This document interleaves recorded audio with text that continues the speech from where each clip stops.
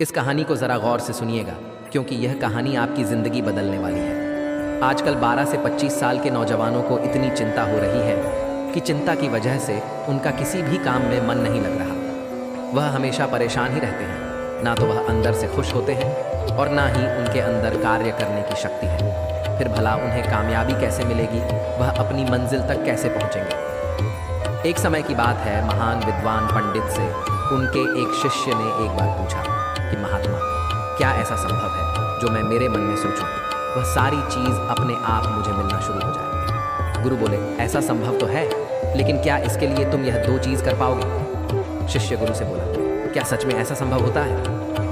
अगर हाँ तो महात्मा मुझ पर कृपा कर मुझे बताइए, ऐसा होना कैसे संभव है, मैं इसके लिए कुछ भी करूँगा। गुरु शिष्य से बोले, तो सुनो, तुम अपने मन में जो चाहे वह तुम्हें मिलने लग जाए। इसका पहला उपाय यह है कि तुम्हें अपने मन को अपने नियंत्रण में लाना सीखना होगा। जब तुम्हारा मन पूरी तरह से तुम्हारे काबू में आएगा, तब उस दिन तुम्हें अपनी मनचाही चीज़ें मिलना शुरू होगी। शिष्य गुरु से बोला, लेकिन गुरुजी, मन को वश में कैसे लाया जाता है और इस समस्या का दूसरा उपाय क्या है। गुरु शिष्य से कहते हैं, मन को वश में लाने का सबसे पहला और महत्वपूर्ण उपाय अपनी इंद्रियों को संयमित करना होता है। तुम्हारे 5वें इंद्रियां जब तुम्हारे वश में होंगे, तभी तुम अपने मन को वश में करने में कामयाब हो पाओगे। शिष्य कहता है गुरुदेव, आप कहते हो कि इंद्रियों को काबू में करने से हमारा मन हमारे काबू में आएगा और फिर जो मैं मेरे मन में सोचूं वह चीज़ मुझे मिलने लगेगी। लेकिन गुरुदेव, इंद्रियां तो मेरे काबू में हैं। मैं जैसे चाहूं वैसे अपने हाथों को, आँखों को या फिर पैरों को हिला सकता हूं। फिर मुझे जो चाहे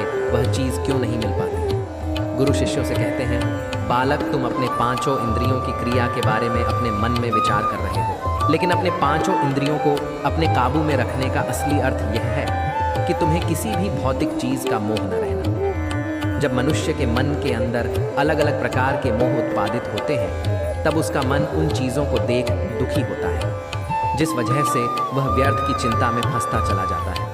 वही जिस इंसान का मन उसके काबू में होता है, ऐसा व्यक्ति किसी भी प्रकार के मन के छलावे में न फंसकर अपने लक्ष्य की ओर अग्रसर होता है, और वही व्यक्ति जीवन में आगे जाकर अपने लक्ष्य को पूरा कर जीवन में सफल बन पाता है। शिष्य कहता है महात्मा, मन को वश में करने का सही उपाय क्या है? किस प्रकार मैं अपने मन को अपने वश में ला सकूं?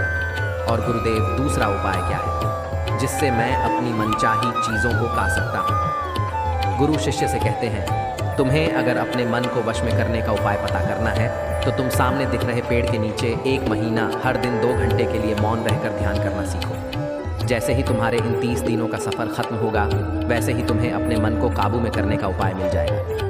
इस दिन तुम्हें अपने मन को काबू में करने का उपाय पूरी तरह से हो गया। उसी दिन से तुम अपने मन में जिस भी चीज़ का विचार करोगे, वही चीज़ तुम्हें प्राप्त होना शुरू होगी। अगर तब तुम पैसों के बारे में या फिर संसार में मौजूद किसी भी चीज़ के बारे में अपने मन में विचार करते हो, तो वह विचार तुम्हें अपनी मनचाही चीज़ को प्राप्त करने में तुम्हारी मदद करेगा। पर इसके लिए तुम्हें अपने मन को वश में कर पाना अत्यंत ज़रूरी है। जब तुम अपने मन को वश में कर लोगे, तभी मैं तुम्हें दूसरे उपाय के बारे में बताऊंगा। शिष्य गुरु को प्रणाम कर कहता है, यह तो काफ़ी आसान कार्य है। 1 महीना ही क्या, मैं 1 साल तक 2 घंटे उस पेड़ के नीचे बैठ सकता हूँ। आप मुझे आज्ञा दें, कल से ही मैं ध्यान में बैठने के लिए तैयार हूँ। गुरु शिष्य से बोले, ठीक है, तुम पहले 30 दिन उस पेड़ के नीचे मौन रहकर ध्यान करके दिखा दो, फिर हम आगे बात करेंगे। उस शिष्य को लगता है, गुरुदेव ने तो मुझे बहुत ही आसान कार्य सौंपा है, इसे तो यह आसान था पूर्वक कर सकता हूँ, इसमें कौन सी बड़ी बात है। 1 महीना पेड़ के नीचे ध्यान ही तो लगाना है, इसे मैं आसानी से कर सकता हूँ। शिष्य दूसरे दिन गुरुवर्य को प्रणाम कर उस पेड़ के नीचे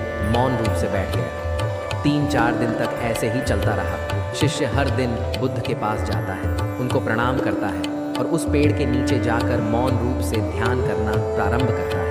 लेकिन जब 6ठे दिन रोज़ की तरह शिष्य उस पेड़ के नीचे बैठने गया, तब उस समय उसका मन बेकाबू होने लगता है। उसके मन में अलग अलग चीज़ों के विचार आना शुरू होते हैं। उसने अब तक जिस लोगों से बुरा बर्ताव किया, अपने साथ गुरुकुल में परस रहे भाइयों को उसने हर बार कैसे मूर्ख बनाया और अपनी तारीफ करने के लिए गुरुजी को कब कब झूठ बोला। 18 दिन उसके मुंह पर आ रहे भाव देखकर गुरु पहले ही समझ चुके थे कि आज यह सिर्फ प्रणाम करने नहीं आया है, अपितु किसी समस्या का हल पूछने आया है। शिष्य गुरु के पास जाता है और कहता है कि महात्मा, आपके बताएं अनुसार मैं हर रोज़ 17 दिनों से उस पेड़ के नीचे ध्यान लगाने बैठ जाता। शुरुआती दिनों में मैं जब ध्यान लगाने बैठता था तब मेरा मन पूरी तरह लगता था, लेकिन अब उस पेड़ के नीचे जब मैं अपना ध्यान लगाने बैठ जाता हूँ तब मेरा ध्यान अच्छे से नहीं लग पाता है। मेरे मन में अलग अलग प्रकार के विचार आते हैं। जो विचार मुझे आते हैं उनके बारे में सोचकर मुझे अपनी सोच के ऊपर गुस्सा आने लगता है।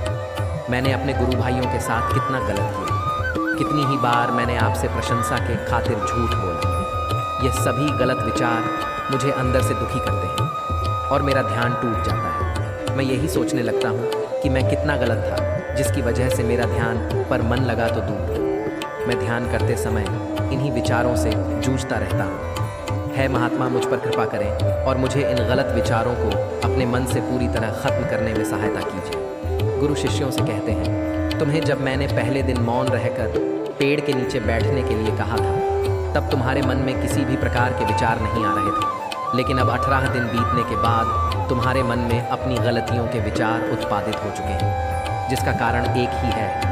जब तुम अपने गुरु भाइयों के साथ मस्ती करते थे और सबको अपनी तारीफ करने के लिए झूठी कहानी सुनाते थे, तब तुम शांत रह रहे अपने मन से बातें ना कर पाए। पूरे दिन गुरु भाइयों के सामने बढ़ावा करने में समय व्यतीत करते थे, लेकिन जब तुमने अपने अंदर अपने मन से बातें करना प्रारंभ किया तो तुम्हें अपने आप ही अपनी गलतियों के बारे में विचार आने शुरू हुए, जिसका कारण एक ही है। व्यक्ति अपने आप से किसी भी सवाल को पूछता नहीं है। लोग शांत रहकर खुद से बात करना पसंद नहीं करते और दूसरों से अपनी समस्याओं का हल पूछकर उदास होते हैं। जब इंसान अपनी किसी भी प्रकार की समस्या का हल शांत रहकर अपने आप से पूछता है तब उस वक्त उस व्यक्ति की बुद्धि खुद उस समस्या को हल करने का रास्ता उस इंसान को बताना शुरू करती है।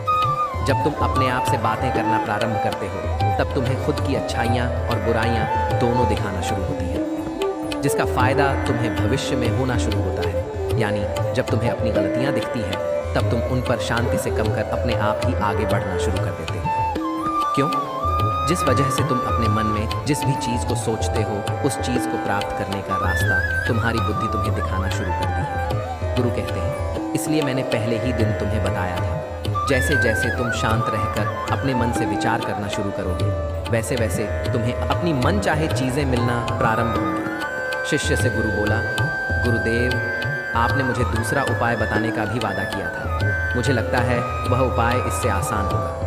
कृपा कर मुझे दूसरा भी उपाय बताइए। गुरु शिष्य को बोले, मैं तुम्हें दूसरा उपाय तुम्हारे 30 दिन पूरे होते ही बता दूंगा। शिष्य गुरु को निराशा भरी नज़रों से देखा है और वहाँ से चला जाता है। थोड़े दिन बीतते ही आज उस शिष्य के 30 दिन पूरे हो चुके थे। शिष्य गुरु के पास चला जाता है और गुरु से पूछता है, हे गुरुदेव, मुझे मेरा मन इतना हल्का क्यों लग रहा है? आज मेरे मन में पहले से कम विचार आते हैं और मेरे मन में किसी चीज़ को प्राप्त करने का मोह भी नहीं है। लेकिन गुरुदेव, दूसरा उपाय क्या था जिसे आपने उस दिन नहीं बताया? गुरु शिष्यों से कहते हैं, दूसरा उपाय था ही नहीं। बस मैंने तुम्हें इसलिए दूसरे उपाय के बारे में बताया था क्योंकि तुम ध्यान के इस 30 दिन में भटक ना जाओ। तुम अपने ध्यान के इन दिनों को पूरी तरह से खत्म कर पाओ, जिससे तुम्हें अपने अंदर की आवाज़ को पहचानने में मदद हो और तुम जान सको कि ऐसा संभव ज़रूर है कि जो तुम चाहो वह तुम्हें मिल सकता है। लेकिन अपने मन को वश में करने के बाद इसके रास्ते और भी ज़्यादा आसान हो जाते हैं। इसलिए इंसान का मन अगर उसके वश में हो